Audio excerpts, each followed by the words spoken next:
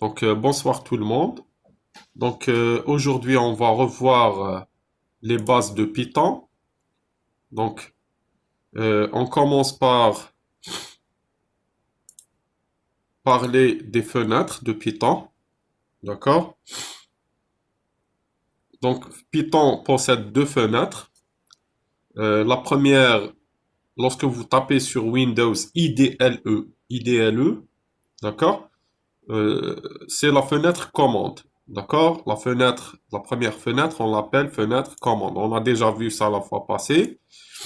Et la deuxième fenêtre, on l'appelle fenêtre script ou fenêtre où vous allez écrire votre programme. Donc, pour avoir la deuxième fenêtre, il suffit d'aller sur File et faire New.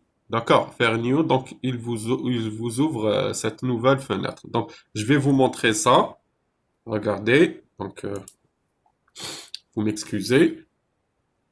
Donc, je vais partager mon PC si je peux partager mon PC. Donc, partager, recherche. Donc, autre application. Vous m'excusez. Donc, voilà.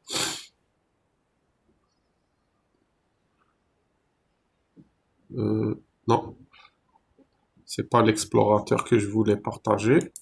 C'est pas grave.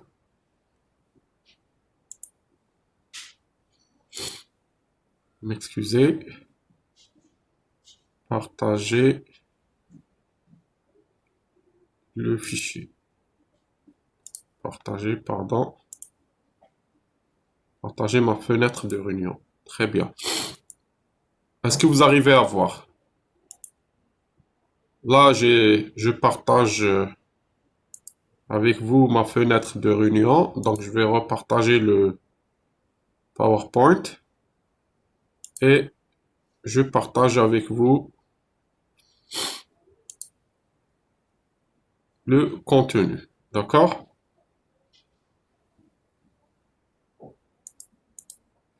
Regardez, je vais sur mon PC et je tape IDLE.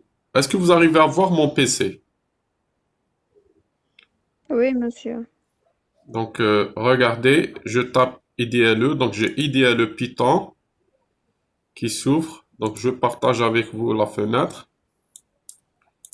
Donc, vous avez la première fenêtre, c'est la fenêtre IDLE. C'est la fenêtre commande. Elle est caractérisée par ce symbole, les trois symboles supérieurs. Et je peux ouvrir une nouvelle fenêtre. Regardez, File, New File. Et là, j'obtiens une deuxième fenêtre qu'on appelle fenêtre script. Donc cette fenêtre, c'est la fenêtre commande et cette fenêtre, c'est la fenêtre script. Dans la fenêtre commande, je peux faire une seule commande à la fois. Par exemple, si je fais par exemple A égale à 5, B égale à 7, d'accord? Ça veut dire que je suis en train de réserver une case mémoire dans ma RAM. Et cette case mémoire s'appelle A et elle va contenir la variable 5. D'accord? Pareil pour B. Donc c'est une case mémoire dans ma RAM qui s'appelle B et il va contenir la valeur 7. Donc si je fais euh, A plus B, donc il me donne le résultat. D'accord? Ou A moins B ou A fois B. D'accord? C'est comme une calculatrice. Donc, regardez, cette fenêtre, elle permet de faire une commande à la fois. Donc, elle ne permet pas de faire toutes les commandes à la fois. Donc, une commande à la fois. Donc, si je veux avoir plusieurs commandes, c'est bien d'avoir ce qu'on appelle la fenêtre script. La fenêtre script, c'est la fenêtre de votre programme. D'accord? Donc, ce qu'il faut savoir, que d'abord, il faut donner un nom à votre programme. Par exemple, j'ouvre la fenêtre. D'accord? Et je vais l'enregistrer sur mon disque C. D'accord? J'ai fait un dossier qui s'appelle mes exercices. Je vais l'appeler Geol C plus D. D'accord?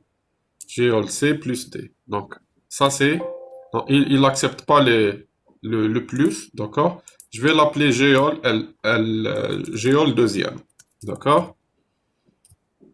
Deuxième, voilà, sans les accents. Pardon, là, j'ai fait ouvrir, d'accord? Là, je dois sauvegarder. C'est pas open, c'est save as, d'accord? Save as, et je vais l'appeler geol 2, d'accord?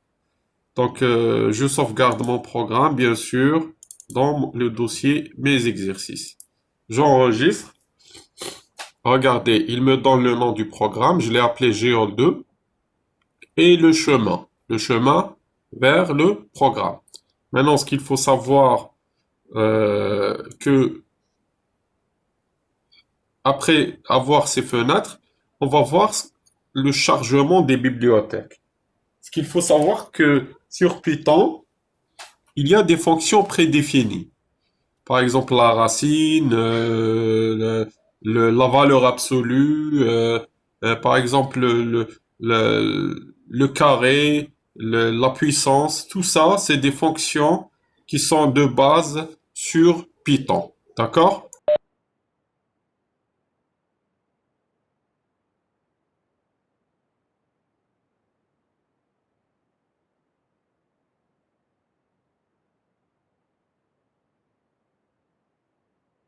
Je m'excuse. Donc, donc c'est des bibliothèques qui contiennent des fonctions. Donc, par exemple, au lieu de programmer la racine, je vais la trouver déjà programmée sous Python. Il y a trois bibliothèques aussi. Donc, il y a les fonctions de base de Python et il y a des bibliothèques qui contiennent d'autres types de fonctions.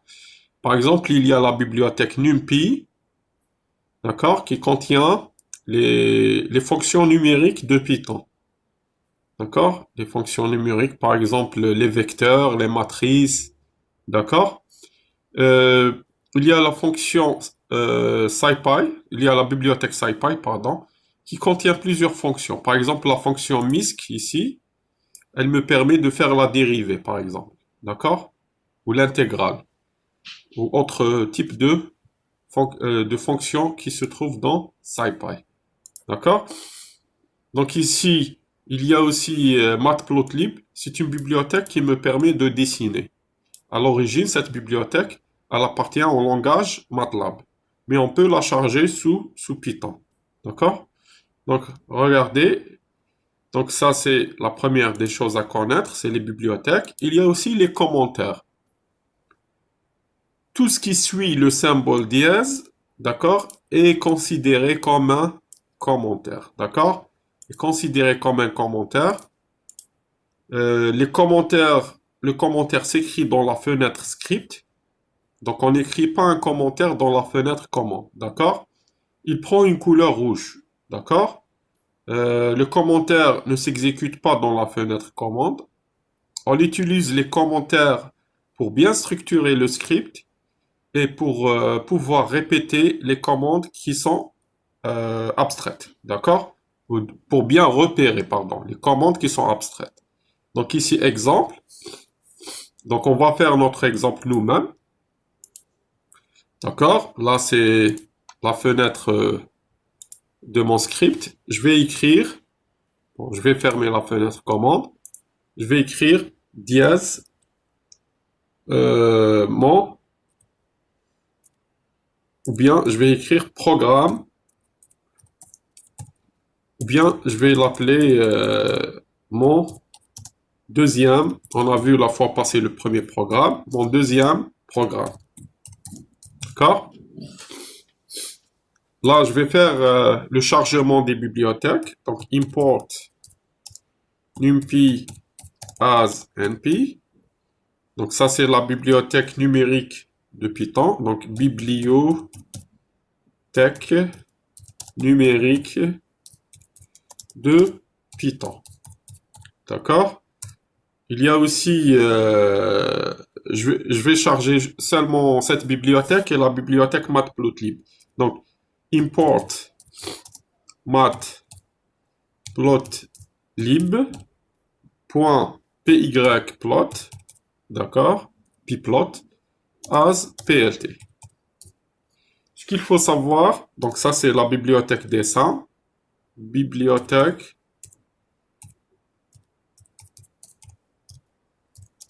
qui contient les fonctions dessin. D'accord? Les fonctions avec S ici. Très bien. Donc, là, j'ai chargé que deux bibliothèques. Très bien. J'ai pas besoin de charger la bibliothèque, par exemple, SciPy. J'ai pas besoin de faire la dérivée. Regardez, après les commentaires, il y a ce qu'on appelle les entrées. D'accord? On va parler des entrées et des sorties. Donc, l'affectation, on va parler de l'affectation. Regardez ici, je vais mettre plein écran. L'affectation est l'opération qui permet de créer une variable qui va contenir une valeur alphanumérique. Qu'est-ce que ça veut dire une valeur alphanumérique? Ça veut dire une valeur qui peut être de l'alphabet ou un chiffre. D'accord? Au niveau de la mémoire vive, donc de l'ordinateur, au niveau de la mémoire vive de l'ordinateur, la RAM. Donc RAM, c'est pour Random Access Memory. D'accord? Donc accès aléatoire à la mémoire. Donc cette variable est une case mémoire. Donc on remplit son contenu par une valeur. C'est ce que j'ai expliqué tout à l'heure. Là, je vous fais des exemples d'affectation. Donc par exemple, si je fais A égale 2, la variable A contient la valeur 2 et par défaut, A est un entier. D'accord? Par défaut, A est un entier parce que 2 est un entier. D'accord? Je peux déclarer une variable avec plusieurs lettres. Par exemple, si je veux la moyenne, j'utilise ces trois lettres, moi, qui veut dire moyenne, d'accord? Égale 5. La variable moi contient la valeur 5. Et c'est un entier aussi, d'accord? Il y a aussi, par exemple, je peux déclarer au lieu A minuscule, je peux déclarer A majuscule. Attention, A minuscule est différent de A majuscule. J'ai mis A majuscule égale 0,25. Donc la variable A majuscule contient les valeurs réelles, d'accord? Euh, les- Pardon, ici il y a des erreurs d'écrit, d'accord? Contient la valeur réelle, d'accord? La valeur réelle 0,25. Donc A est un réel. Par exemple, je peux déclarer une variable avec une lettre de l'alphabet et un chiffre. Par exemple, ici B1 est égal à L. L, il est entre deux apostrophes. Ça veut dire que ce L est un caractère. Donc la variable B1 contient un caractère. Je peux par exemple, la variable C est égale à un mot complet. Au lieu que ça soit une lettre, cette fois-ci un mot complet. Donc par exemple, j'ai écrit ici bonjour entre deux apostrophes. Donc la variable C contient une chaîne de caractères. Donc bonjour est une chaîne de caractères. Je continue. Toujours les entrées. On va voir la saisie sur le clavier. D'accord? La saisie sur le clavier. Donc on peut faire une affectation d'une valeur à une variable par la saisie sur le clavier à travers la commande input. D'accord?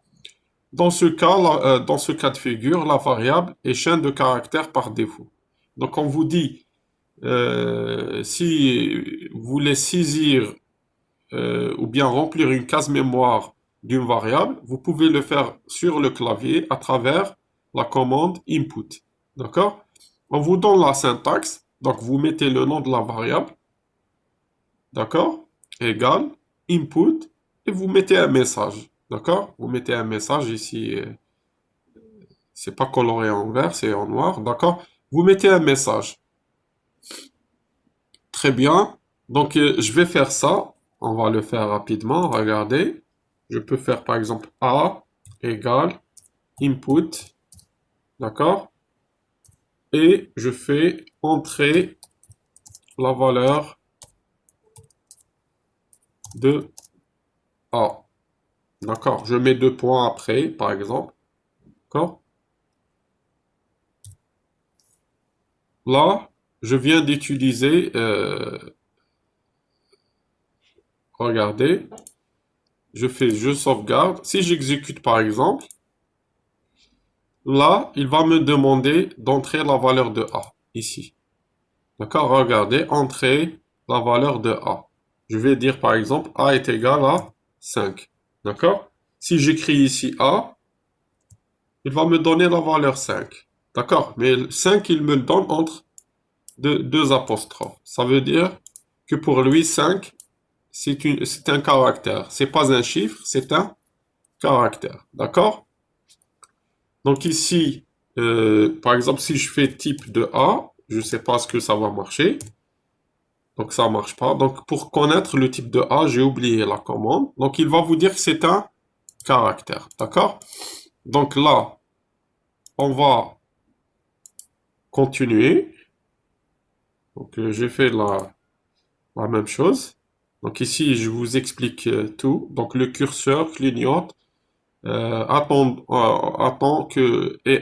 d'accord, ici et attend que vous introduisez la valeur suivie de entrée sur le clavier. Là, toujours entrée et sortie. Dans le cas où votre variable à saisir sur le clavier n'est pas une chaîne de caractères, parce que input vous donne directement la variable comme chaîne de caractères. Maintenant, si vous voulez la saisir autrement, vous voulez la saisir sous forme d'un entier, par exemple, ou d'un réel, ou d'un complexe, ou d'un caractère, ou d'un booléen. Booléen, c'est la valeur logique qui porte 0 et 1. Donc, vrai ou faux ou vrai. D'accord? Donc ici, dans le cas où votre variable à saisir sur le clavier n'est pas une chaîne de caractères, vous devez définir son type en rajoutant le type de variable. D'accord? Devant la commande input. Donc ici, vous aurez votre variable, le type de variable, ensuite entre parenthèses, input, entre parenthèses, message. Ici, il manque une parenthèse. D'accord? Donc il manque une parenthèse ici. Très bien. Donc regardez. S'il vous plaît, regardez. Je m'excuse.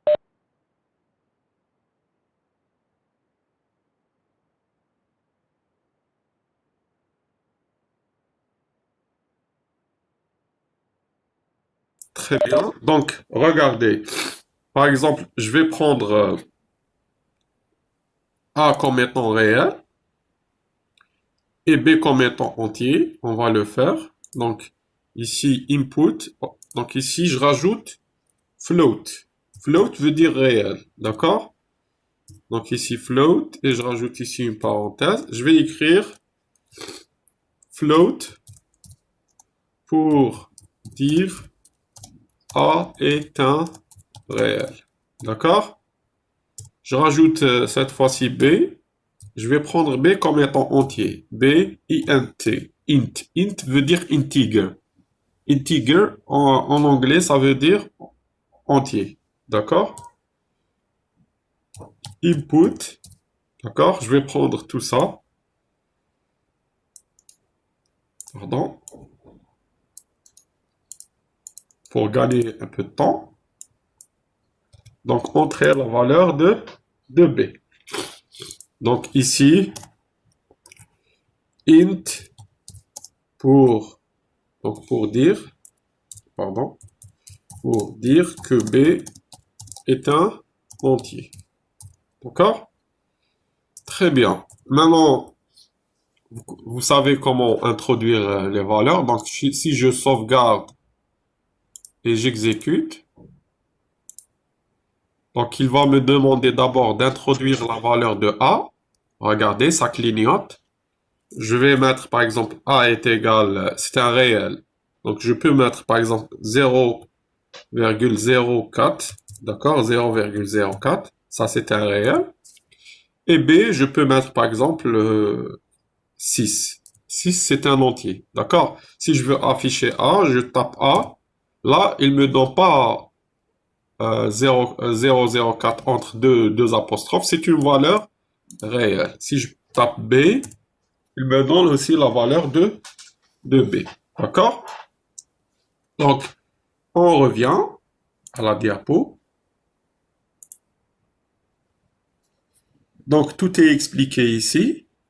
Donc, float pour réel et int pour entier. D'accord? Donc, ici, n'oubliez pas que vous pouvez, par exemple, moi, j'ai pris ici moins 5. Pour les entiers, j'ai pris b égale moins 5. Moins 5 est un entier négatif. Donc, en informatique, il y a les entiers positifs et les entiers négatifs. D'accord? Maintenant, on va parler de sortie. D'accord? Les instructions de sortie. Je m'excuse, je suis un peu enrhumé. Donc, pour l'instruction de sortie, on va voir l'instruction print. L'instruction print permet d'afficher le résultat des opérations sur la fenêtre d'exécution. D'accord? Elle permet aussi d'afficher des messages. D'accord? Donc ici, vous avez print. Regardez, print. Ensuite ici, message et résultat. D'accord? Donc print, message et virgule, résultat. Attention, la virgule, elle est importante. Si vous mettez pas de virgule, ça vous donne une erreur. D'accord? Donc, dans le print, pour afficher, vous aurez à mettre un message et un résultat. Vous pouvez supprimer le message et mettre que le résultat. Mais le résultat n'aura pas de sens, ça va être juste une valeur sans rien. D'accord? Regardez ici. J'ai fait par exemple print la somme, j'ai fait la somme de A et B. Print le produit, j'ai fait le produit de A et B. Print la différence, et j'ai fait la différence entre A moins B et B, d'accord? Et print la division A sur B. Donc on va revoir tout ça, d'accord? Regardez, j'ai pas besoin de cette fenêtre. Je vais écrire ici print, d'accord? Je peux écrire par exemple A. D'abord, je peux afficher A. Donc, attention, le message, il peut être entre simple quote ou entre double quote. D'accord? Donc ici, j'utilise simple quote. Donc A, je vais écrire A égale. D'accord? Ou je vais écrire A égale. D'accord? Et je fais virgule et je rajoute A. Ça, c'est juste un message. D'accord? On va tester comme ça, juste pour voir. Donc, je rentre la valeur de A. A, c'est un réel. Je vais dire, par exemple, moins 2. B, je vais mettre, par exemple, c'est un entier. Je vais mettre 12. Et là, regardez, il me dit A égale moins 2. Bien sûr, si j'écris ici patate, regardez, si j'écris ici patate, patate, d'accord? Au lieu d'écrire ici dans la partie message A, je vais écrire patate. Il va m'écrire patate égale moins 2. D'accord? On va sauvegarder. On va exécuter. Regardez. Donc, moins 2, 12, comme tout à l'heure. Et là, il m'écrit patate égale moins 2. Donc, ce message vient avec ce résultat. Donc, ce que vous mettez ici, il vaut mieux le donner son sens dans la partie message. D'accord? Moi, je vais dire A égale ici. Print B égale, d'accord? B égale, donc B. Par exemple, je veux la somme de A plus B, donc print, d'accord? La somme, d'accord? La somme, comme ça, égale, virgule. Je vais mettre ici A plus B, d'accord? Je sauvegarde. D'accord? Je vais fermer cette fenêtre pour ouvrir une autre. Regardez. Vous me donnez n'importe quelle valeur pour A. Par exemple, je vais mettre la valeur 24. Vous me donnez quelle valeur? Allez-y. Un. 20. D'accord. Et pour le B, attention, B c'est un entier. Il peut être négatif aussi. On va mettre -5. D'accord.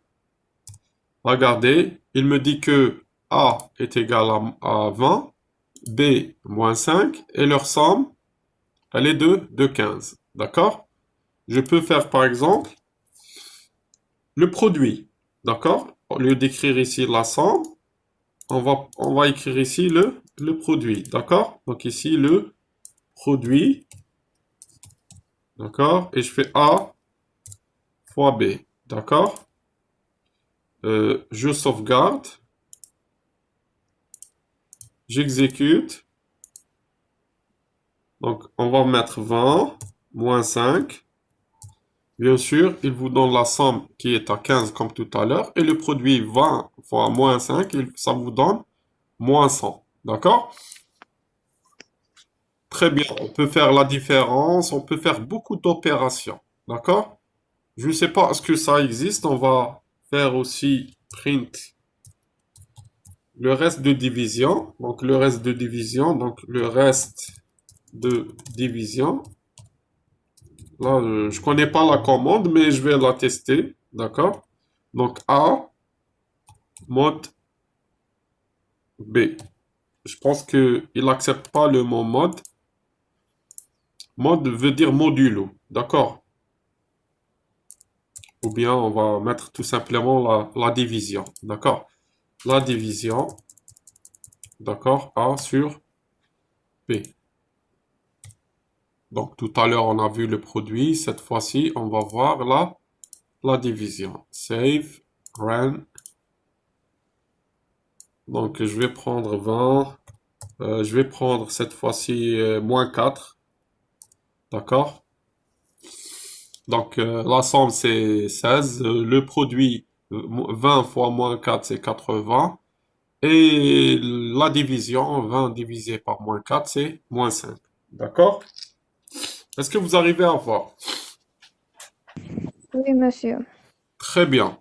Maintenant, je vous ai montré comment faire la somme. Je peux faire par exemple déclarer cette fois-ci. euh, euh, donc on a vu la somme de. On va revoir ce que j'ai mis dans la diapo. Donc, donc avant d'entamer l'instruction conditionnelle, je vais vous montrer comment déclarer un vecteur. D'accord? Par exemple, je peux déclarer euh, un vecteur, mais comment on déclare un vecteur? On a déjà vu ça la fois passée. Donc, je vais vous montrer. Je vais déclarer un vecteur. Donc, ici, les vecteurs. Je vais mettre les vecteurs. D'accord? Donc, je vais déclarer un vecteur que je vais appeler x. Donc, j'utilise la commande np.orange. D'accord? Orange. D'accord? np.orange. Et là, je mets la valeur initiale de mon vecteur. Ou bien, je peux le déclarer directement comme ça. Un vecteur égal. Alright. D'accord? Alright. Et là, j'ouvre la parenthèse. Et je vais mettre, par exemple, un 2 3 4 5 6. D'accord? Je ferme. Regardez. Là, je peux afficher les valeurs. Donc, print x. D'accord? Je vais dire x égale, ici, et x. Je ne sais pas ce que ça va marcher. Donc, je vais mettre tout le reste en commentaire. On l'a déjà utilisé. Donc, je vais mettre tout ça en commentaire. On n'a pas besoin. Là, j'ai changé complètement la variable. Donc, ici, c'est la variable x pour nous. D'accord? Donc, ici. Faut faire attention. D'accord? Donc, je sauvegarde, j'exécute. Là, il me dit que array is not defined. Donc, array, je pense que c'est avec un seul R. D'accord? Non, il est précédé de NP. Pourquoi? Parce que ce mot array, qui veut dire vecteur, est dans la bibliothèque NumPy. D'accord? Donc, puisqu'il appartient à la bibliothèque NumPy, je dois le précéder de NP. Point. Donc ici, je dois mettre NP. Point. D'accord? Parce qu'il appartient à la bibliothèque NumPy. D'accord? Donc, je vais refaire, je sauvegarde, j'exécute. Regardez, il m'affiche x égale 1, 2, 3, 4 jusqu'à 6. D'accord, j'ai affiché mon vecteur x. Maintenant, si je veux par exemple sommer, d'accord, ou changer par exemple, je veux changer la troisième valeur. Je veux mettre un 0 ici. Qu'est-ce que je vais faire? Comment faire ça? Regardez, je peux faire x de 2, pardon, x de 2 égale 0. D'accord? Bien sûr. Et je vais réafficher, je vais enlever l'affichage ici, je vais le mettre ici. D'accord? On va voir ce que ça donne. Est-ce que ça va marcher? Je sauvegarde, j'exécute. Regardez, je viens de changer. Pourquoi ça a changé? Regardez, ça c'est la position 0. D'accord? Ça c'est la position 1. Ça c'est la position 2. D'accord? Moi, j'ai voulu changer le chiffre qui est dans la position 2. D'accord? Par 0. D'accord? Ici, j'ai dit que vous me changez l'élément qui est dans la position 2 par 0. Est-ce que vous avez compris? Est-ce que vous avez compris? Oui, monsieur. Donc, j'ai changé l'élément qui est dans la position 2 parce que les positions commencent par 0. D'accord? Donc, si je fais, par exemple, si je veux afficher, par exemple, print, regardez, print, cette fois-ci, euh, je vais afficher, par exemple, x, celui-là, le 5, il est dans quelle position le 5? Donc, 1, 2, 3, 4. Car. Il est dans la quatrième, donc ça commence de 0. 0, 1, 2, 3, 4. Donc, x, 4. Donc ici, je veux afficher que contient la case mémoire numéro 4. La case mémoire numéro 4, elle contient quelle valeur? D'accord? Je vais l'afficher aussi. Donc save, j'exécute. Regardez, il m'affiche X. Bien sûr, c'est moi qui ai laissé cette commande. Et je lui ai dit de m'afficher la case mémoire numéro 4 qui contient la valeur 5. Est-ce que vous avez compris? Oui, monsieur. Très bien. Maintenant, par exemple, je peux changer 5, ce 5, d'accord, qui est dans la case mémoire numéro 4. Je peux le changer par un mot. Un vecteur peut contenir des chiffres comme il peut contenir des caractères ou des chaînes de caractères. Regardez, je vais mettre x de 5 ou de 6. On va prendre le dernier, le 3. Donc x3, regardez, x3. D'accord? Je vais le changer par quoi? Par le mot bonjour ou hello en anglais. D'accord? D'accord? Je vais utiliser hello. J'enlève ce print d'ici. 4. Je vais le mettre là en dernier. D'accord? Donc il va m'afficher euh, la case mémoire numéro 4, ensuite mon vecteur. D'accord? La case mémoire numéro 4, c'est ce 5. D'accord? Parce que 0, 1, 2, 3, 4. Donc il va m'afficher ce 5 ici, à cause de cette commande. Et là, il va m'afficher X, mais avec la case qui est dans le numéro, la case mémoire numéro 3, qui va avoir le mot hello. D'accord? On va voir ça. Je sauvegarde, j'exécute. Là, il me dit que invalid literal. D'accord. Là, parce que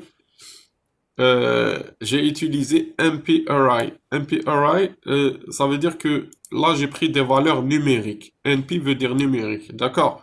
Donc ici, je peux pas changer ici la valeur numérique par ce hello. On va tester comme ça, double code. Peut-être que ça va marcher. On va retester juste comme ça. D'accord. Save. Donc ça va pas marcher. D'accord.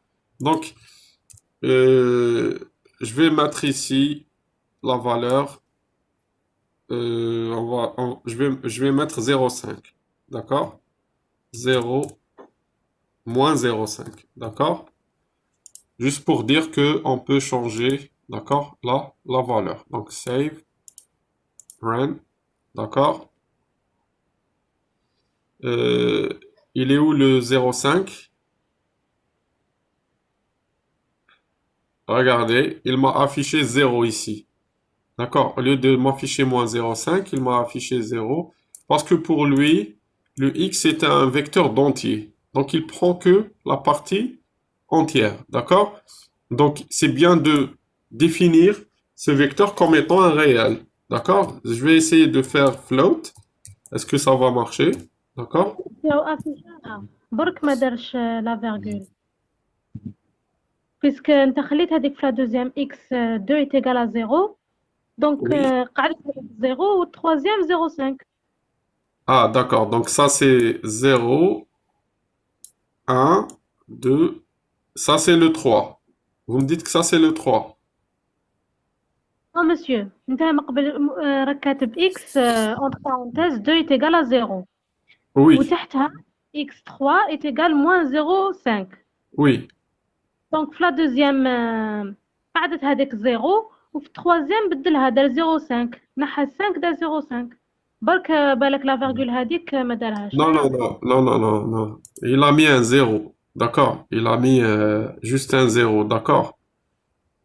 Donc, parce qu'il y a le 5 et le 6 après. D'accord. Moi, j'ai changé que la troisième. D'accord. Est-ce que vous avez compris? Oui, monsieur. J'ai changé que la deuxième case mémoire et la troisième. D'accord. Je lui ai demandé d'afficher le... Ça, c'est juste pour afficher. Je peux l'enlever, ça. Je peux l'enlever, regardez. D'accord, pour ne pas prêter à confusion. Donc là, je vais le déclarer comme ça. On va voir ce que ça donne. D'accord. On va juste essayer de faire ça. D'accord. Donc on va faire ça. Il n'accepte pas. D'accord. Il n'accepte pas de... Donc il me dit only size 1 array can be converted to Python Scala. D'accord. Donc ici MP array. Donc MP array ici c'est pour les entiers. D'accord. MP array c'est pour les entiers. J'aurais pu déclarer X directement. D'accord, comme ça. Regardez. J'enlève le MP array et j'obtiens donc je vais laisser ça. Je vais le mettre en commentaire. Donc, je vais reprendre. D'accord? Je vais le mettre ici. Et j'enlève le MP array. D'accord? Comme ça. Je déclare X directement comme un vecteur comme ça. Et on va voir ce que ça va donner. Oui, donc là, ça change. D'accord? Je répète, regardez. Run. Vous voyez, donc là, ça change. Donc, MP-Array, on l'utilise pour les entiers. D'accord? Là, si je veux un vecteur réel, je le déclare directement comme ça. D'accord? Est-ce que vous avez compris? Je peux, par exemple, ici, au lieu de mettre 0,5, d'accord, mettre, comme tout à l'heure, hello, d'accord? Hello. Donc, je vais mettre hello sur hello. Donc, on va sauvegarder. Je pense que là, ça va marcher. D'accord? Là, regardez, il met le hello. Est-ce que vous avez compris? Il faut juste savoir que le MP-Array, c'est pour les entiers. D'accord? Très bien. Donc ici, on a, on a fait notre déclaration de vecteur. Donc je vais enlever tout ça. Je mets tout ça en commentaire. D'accord? Maintenant, si je veux par exemple faire la somme des éléments. La somme des éléments de ce vecteur. Comment je vais faire? Je peux écrire ici somme. Je vais l'écrire S est égal à x0 plus x1, d'accord? Plus x2, d'accord? Plus x3, d'accord? Là, j'ai fait combien? Donc 1, 2, 3, 4. Donc 1, 2, 3, 4. D'accord? Il me manque plus x4, d'accord? Et plus x5. D'accord? Regardez. Là, je vais afficher S. Donc, je vais afficher S. Donc, je vais afficher donc le vecteur et sa somme. D'accord? La somme. Donc, print S somme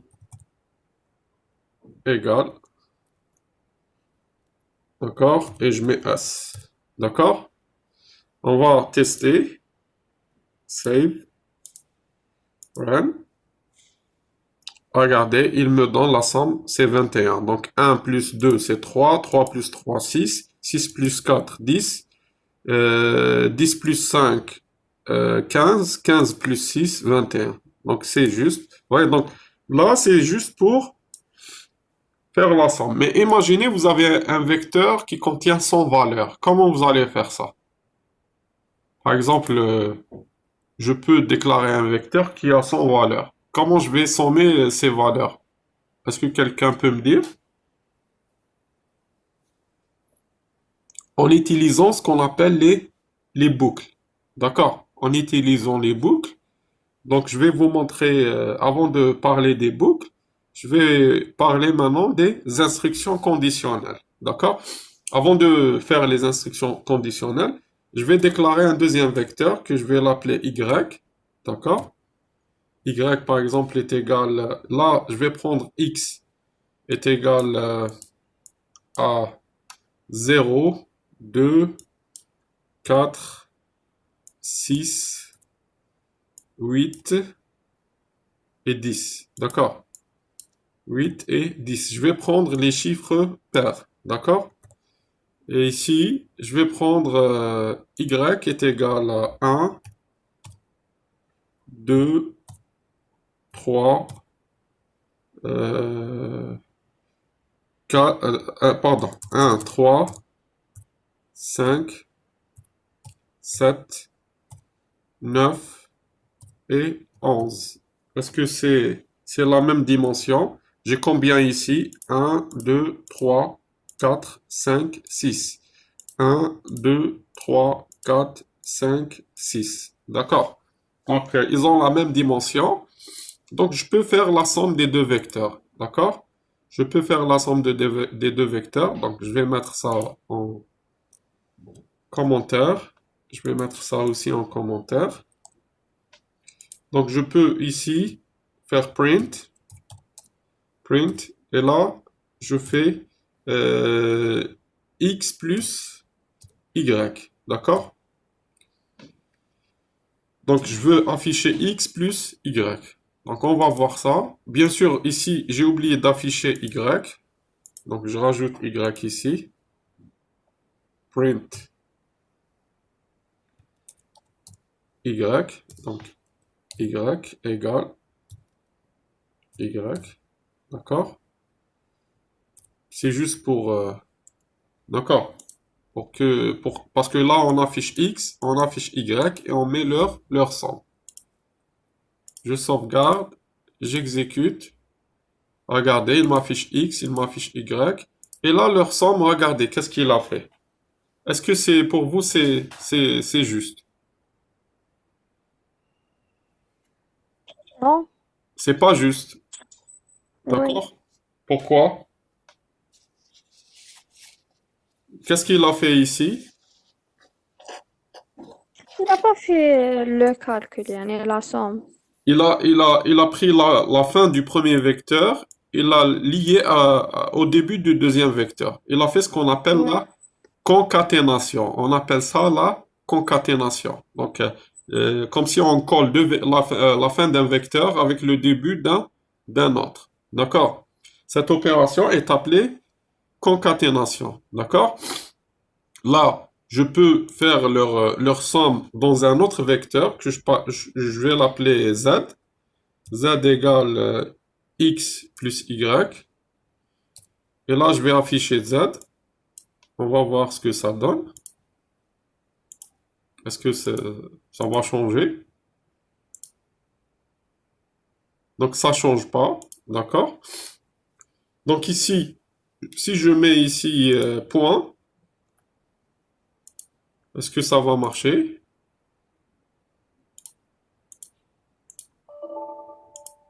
Donc, ça, c'est pas une commande autorisée par Python. D'accord? C'est sur MATLAB qu'on fait ça.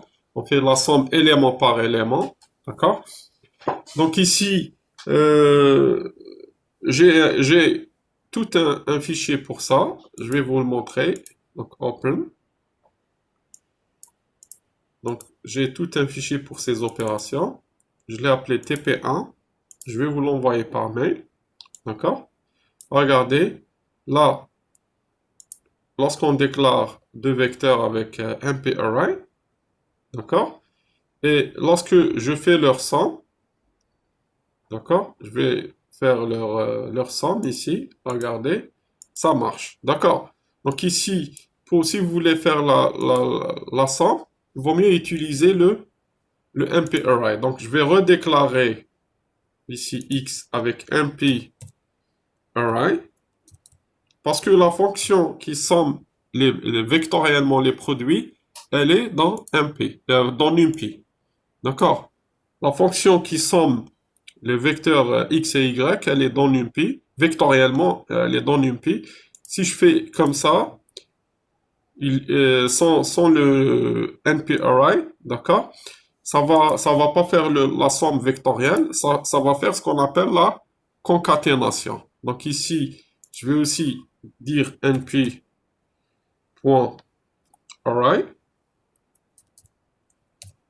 J'ouvre la parenthèse ici, je ferme ici aussi. On va voir ce que ça donne cette fois-ci.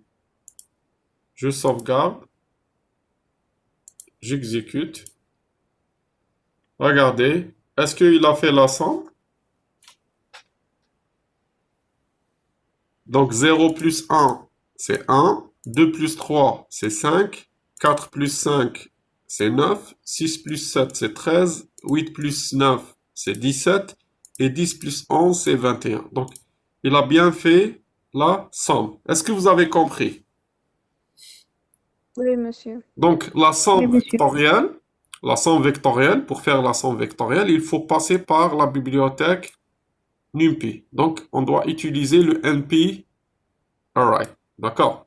Je vais vous montrer une autre façon de déclarer un troisième vecteur. D'accord? Regardez, je vais rajouter un vecteur que je vais appeler W. W est égal NP-arrange. D'accord? NP-arrange. Je vais faire ici, par exemple, 2. D'accord? Ou bien je vais mettre 1. D'accord? Virgule, je vais mettre 2 ici. Et ici, je vais mettre 0,05. D'accord? Après, je vous explique. D'accord? Et là, je vais faire print. et je fais W. D'accord, W comme ça. Euh, pardon.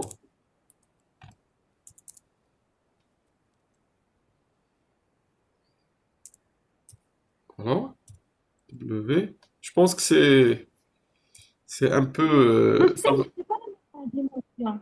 Comment? Les... C'est pas la même dimension le vecteur اللي درتو دوكا. Lequel? La somme? هذا الترويزيام. Non, non, ça C'est pas la c'est... même dimension. Oui, oui, oui, ça c'est juste pour vous montrer MP Arrange, qu'est-ce qu'il fait à MP Arrange. D'accord? J'ai pas encore parlé de dimension. D'accord? Regardez. D'après vous, ça va m'afficher quoi? Bien sûr, il va m'afficher ici la somme, bien sûr, de x et y. Donc ici, je vais écrire x plus y égale, d'accord, égale z. D'accord? Il va m'afficher aussi le w. Le w va commencer de 1 et va se terminer à 2 avec un pas de 0,05. D'accord? Je vais prendre, il commence de 1, d'accord? Il se termine par exemple à 20, d'accord? Avec un pas de 2. D'accord? Comme ça, c'est mieux. D'accord? Donc, on va sauvegarder. Bon, je vais fermer la fenêtre, elle est remplie. Donc, je vais exécuter. Regardez. Ici, il me dit qu'il y a une erreur. Donc, oui, le arrange, c'est un seul R. D'accord? Je l'ai écrit avec double R. Donc, arrange, arranger. Arrange vient de arranger. D'accord? Donc, ici, je réexécute. Regardez. Il m'a affiché W. W est égal à combien? Il commence de 1. Il se termine à quelle valeur? Il se termine à la valeur 20. Mais 20 ne le prend pas parce que pour lui, c'est un intervalle ouvert. Donc à chaque fois, il va rajouter 2. Donc regardez, 1 plus 2, c'est 3. Plus 2, c'est 5. Plus 2, c'est 7. Plus 2, c'est 9. Est-ce que vous avez compris? Je peux rajouter, par exemple, ici, au lieu de prendre 2, je peux prendre 3. Et on va réessayer, d'accord? Je sauvegarde, j'exécute. Ouais, donc 1 plus 3, c'est 4, plus 3, c'est 7, plus 3, c'est 10, plus 3, c'est 13, plus 3, c'est 16, plus 3, 19. D'accord? Il prend jamais le 20. Pourquoi? Parce que dans arrange, la valeur finale n'est pas incluse. C'est un intervalle ouvert. D'accord? Donc ici, je vais écrire np arrange. D'accord? Échantillon W d'une valeur initiale. Valeur ici de 1, on va dire de 1 à 20 avec un pas de combien le pas ici on a pris? Un pas de 3. D'accord? Donc ici, ça c'est la valeur initiale, ça c'est la valeur finale, mais la valeur finale, elle n'est pas prise. C'est comme si vous avez l'intervalle, donc intervalle 1 et le 20, il est ouvert, d'accord? Pardon, ici, je vais écrire 1, virgule. Est-ce que vous avez compris? Comme si l'intervalle est ouvert. Très bien. Donc, on continue. Maintenant, je vais vous parler de l'instruction conditionnelle. D'accord? L'instruction conditionnelle. Donc, je reviens à la diapo. Donc, on va parler de l'instruction conditionnelle simple. Donc, instruction conditionnelle simple, si, sinon. En anglais, if, else. D'accord? Donc, l'instruction conditionnelle simple est de la forme suivante. Donc, if, vous mettez la condition, vous mettez 2 points. Ensuite, vous avez un bloc d'instructions, donc les opérations que vous voulez faire. Ensuite, il y aura else. Else veut dire sinon. D'accord? Deux points. Et un autre bloc d'instruction. Attention, le saut de ligne. Donc, il faut faire un saut de ligne et revenir à la ligne pour quitter le deuxième bloc d'instruction. D'accord? Il faut faire un saut de ligne. Donc, ici, on va voir ça. D'accord? Par exemple, regardez ici. On revient à notre exercice. Je vais mettre tout ça en commentaire. D'accord? Je vais mettre X en commentaire. Tout en commentaire. D'accord?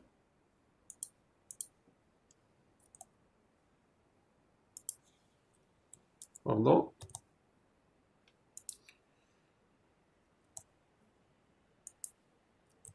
Je vais mettre une ligne comme ça pour séparer le... D'accord? Pour séparer les exercices. Donc tout à l'heure, on a vu les vecteurs ici. Donc je vais mettre ça comme ça pour séparer les exercices. D'accord? Ça, c'était un exercice. Ça, c'est un exercice. D'accord? Maintenant, on va faire un autre exercice. Donc je reprends ça. D'accord? Je reprends ça. Donc on va introduire une valeur de A et une valeur de B. D'accord?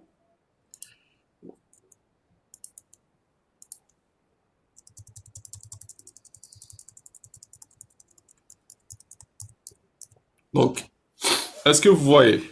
Donc, on va introduire une valeur A, une valeur B, et on va voir lequel est le plus grand. D'accord? Est-ce que vous avez compris? Donc ici, qu'est-ce que je vais faire? If, si A est supérieur à B. Qu'est-ce que je vais afficher le message? Je vais faire un print. D'accord? Je vais afficher le message suivant. A, d'accord, virgule, ici, est plus grand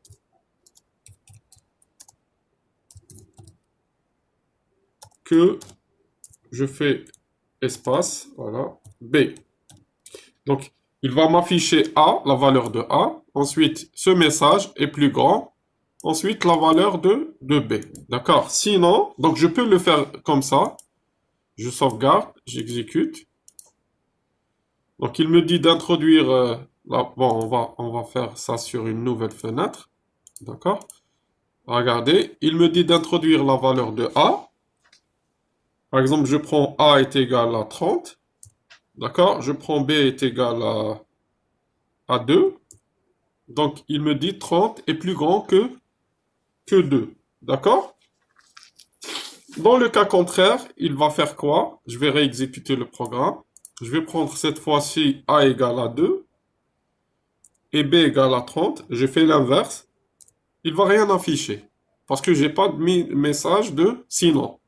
Je fais que le message de si. Est-ce que vous avez compris? Donc, je dois rajouter un message pour le sinon. Donc, je viens ici. Attention, le sinon doit être sous si. D'accord? Donc, mon sinon, c'est le else.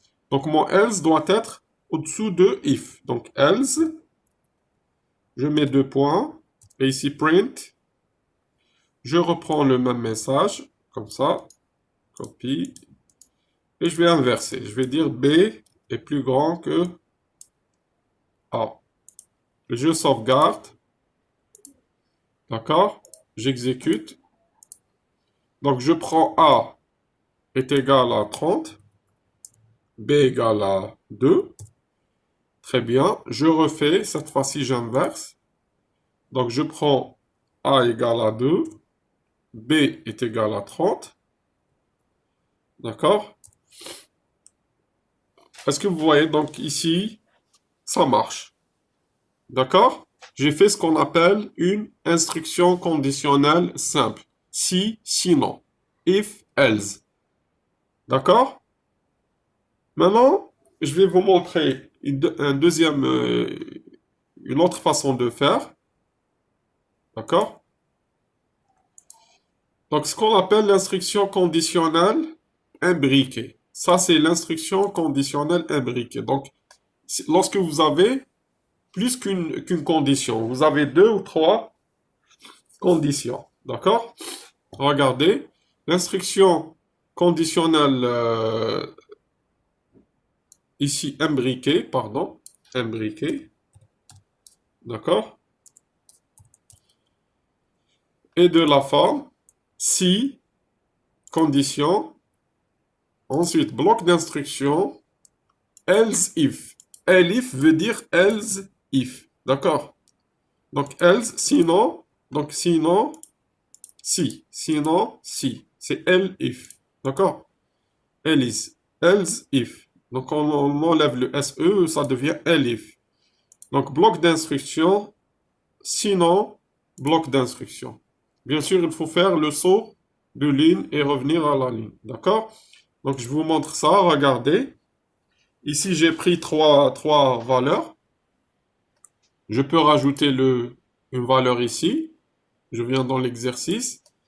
Je vais rajouter C égale, par exemple, C égale, vous me donnez une valeur pour C. 25. On va prendre 25, d'accord? Regardez. Je peux le faire comme ça. Donc ici, je vais faire float pour que ça soit des réels, d'accord? Donc, je peux faire comme ça. Donc, j'introduis aussi le C à travers cette commande, d'accord? Donc, ici, je vais le faire, c'est mieux. Ou bien, on va laisser comme ça d'abord. D'accord? On va le laisser comme ça. J'exécute. Donc, vous me donnez une valeur pour A.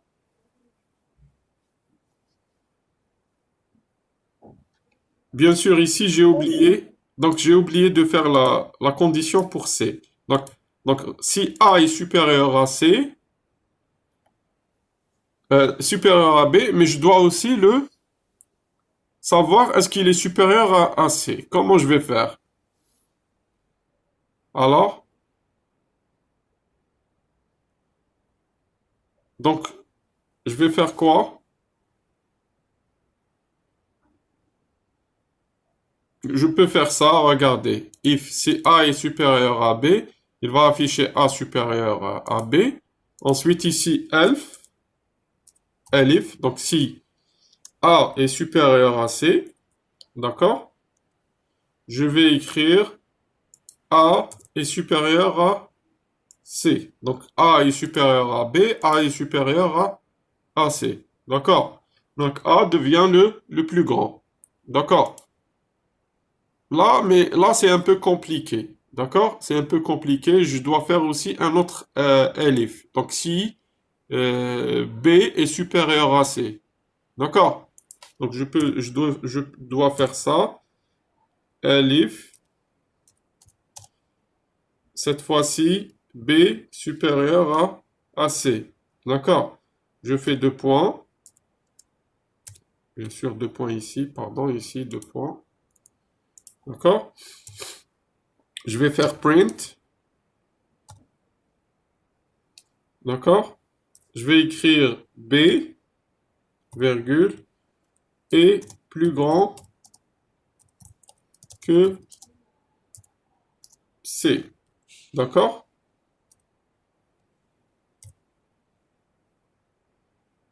D'accord? Donc, sinon, donc else, donc ici, else veut dire que A n'est pas supérieur à C et B n'est pas supérieur à C, ça veut dire C est le plus grand. D'accord? Je vais faire ici print.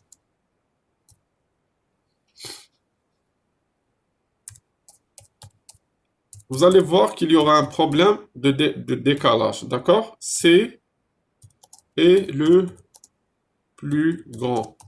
D'accord? Donc ici, je ferme ça. Donc ça, c'est juste une façon de faire. C'est un peu compliqué. D'accord? Regardez, il me dit qu'il y a un décalage. Les deux points qui manquent ici. D'accord? Donc je vais réexécuter. Donc j'entre par exemple la valeur 20 ou 30 pour A. D'accord? Je vais introduire la valeur 2 pour B, d'accord? Il me dit 30 est plus grand que 2, d'accord? Donc ici, rien n'a changé. Donc ici, qu'est-ce qu'il a fait? Il a vérifié que 30 est supérieur à 2. Donc il a directement donné ce message, d'accord? Cette fois-ci, je vais inverser. Je vais faire 2 ici, 30 ici. Il me dit la valeur 30 est plus grand que 25. Vous voyez? Maintenant, je vais prendre des valeurs inférieures à 25, d'accord? Des valeurs inférieures à 25. Je vais exécuter. Je vais prendre A est égal à 9, B est égal à 2. Regardez, pardon, j'inverse. Donc, run. Donc, A est égal à 2, B égale à 9. Il me dit 25 est le plus grand. D'accord? Vous voyez, donc, c'est un peu tiré par les cheveux pour utiliser beaucoup de elif. C'est un peu tiré par les cheveux. Moi, je vais simplifier cet exercice. Regardez, je vais le simplifier. Donc, si A est supérieur à B, and A supérieur à C. Donc, je peux utiliser et, le and. Le and veut dire et, d'accord? Si A est supérieur à B et A est supérieur à C, donc ici A est le plus grand. Je vais afficher le message. A est le plus grand. D'accord? Sinon, qu'est-ce que ça veut dire? Ça veut dire que A n'est pas supérieur à B et A n'est pas supérieur à C. Donc ici, je vais vérifier une seule condition. Si B est supérieur à C, ça veut dire que B est le plus grand. D'accord? Ça veut dire que B est le plus grand. Regardez ici. A n'est pas supérieur à B et A n'est pas supérieur à C. Et là, je teste entre C et B. Si B est supérieur à C, ça veut dire que B est le plus grand. Sinon, d'accord, else. Est-ce que j'ai besoin de faire un elif? Non, directement else. J'affiche print. Ce else, je n'ai pas besoin de mettre une condition devant else. Else veut dire le contraire de toutes les autres conditions. D'accord? J'ai pas besoin de faire une condition devant else. Else veut dire le contraire de toutes les autres conditions. Donc ici, C est le plus grand. D'accord? Regardez, je ferme, je sauvegarde, j'exécute, donc je ferme ça, j'exécute. Donc on va prendre par exemple A égale à 30, B est égal à 15. Donc il me dit 30 est le plus grand. Cette fois-ci, je vais prendre les deux valeurs petits que 25. D'accord? Donc je vais prendre A est égal à 12. B est égal à 0. D'accord? Il me dit 25 est le plus grand. D'accord? Je peux prendre aussi, par exemple, je vais réexécuter. Les deux, je vais prendre les deux valeurs plus grandes que 25. Je vais prendre A égale 45, B égale à 100. D'accord? Là, il me dit 100 est le plus grand. Vous voyez, donc, c'est correct. C'est un petit programme qui me permet de vérifier lequel est le plus grand. D'accord? Ici, je peux mettre C sous cette forme. Donc ici, je reprends ça, copie, je le fais ici. D'accord? Paste. J'écris C ici et j'écris C ici. D'accord? J'enlève ça. Je vais le mettre en commentaire. Là, je peux même introduire la valeur de C. D'accord? Regardez. Je sauvegarde. J'exécute. Cette fois-ci, c'est à vous de me donner les valeurs. On va bientôt finir. Alors,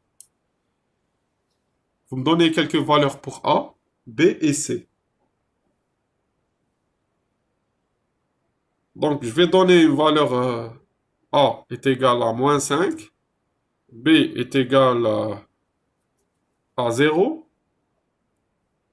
ou bien à 12, et C est égal à 0,05. Alors, lequel est le plus grand?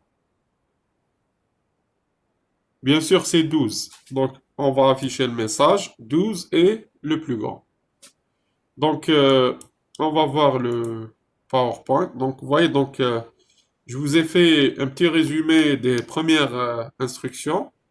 Donc, on doit faire une séance de plus. Donc, c'est à vous de me donner une date, d'accord, dans la semaine. Et on fera les fonctions. C'est simple, d'accord? Et si la dernière séance, la séance qu'on va faire en rattrapage, je vais vous parler du travail que vous devez faire pendant les vacances, d'accord? Donc j'arrête l'enregistrement.